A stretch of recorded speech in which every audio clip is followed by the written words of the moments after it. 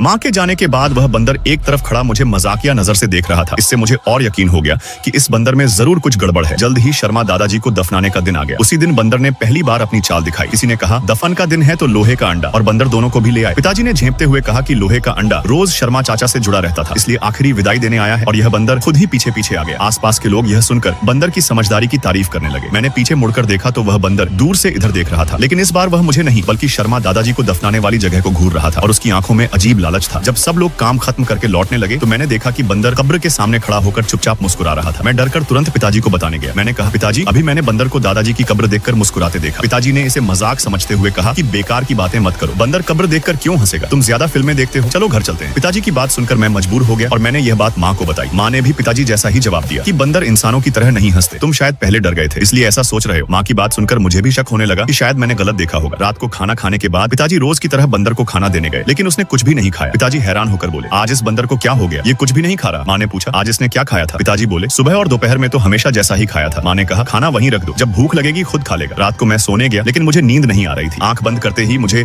उस बंदर के नुकीले दांत दिखाई दे रहे थे। बहुत देर बाद मुझे नींद आई। सुबह पड़ोसी हमारे घर घबराए हुए आए और बोले, रमेश भैया, बड़ी मुसीबत हो गई, शर्मा जी की कब्र किसी ने खोद दी और अंदर की देह को किसी चीज ने बुरी तरह खराब कर दिया, जल्दी चलकर देखो। पिताजी यह सुनकर चौंक गए और बोले, ऐसा कैसे हो सकता है, कौन कब्र खोद सकता है? पड़ोसी बोले, मुझे नहीं पता, जल्दी चलो। मैं भी उनके साथ जाने लगा, लेकिन माँ ने मुझे रोक दिया और कहा, इसमें देखने जैसा कुछ नहीं, ये अशुभ होता है, तुम घर पर ही रहो। मैं नाश्ता कर रहा था।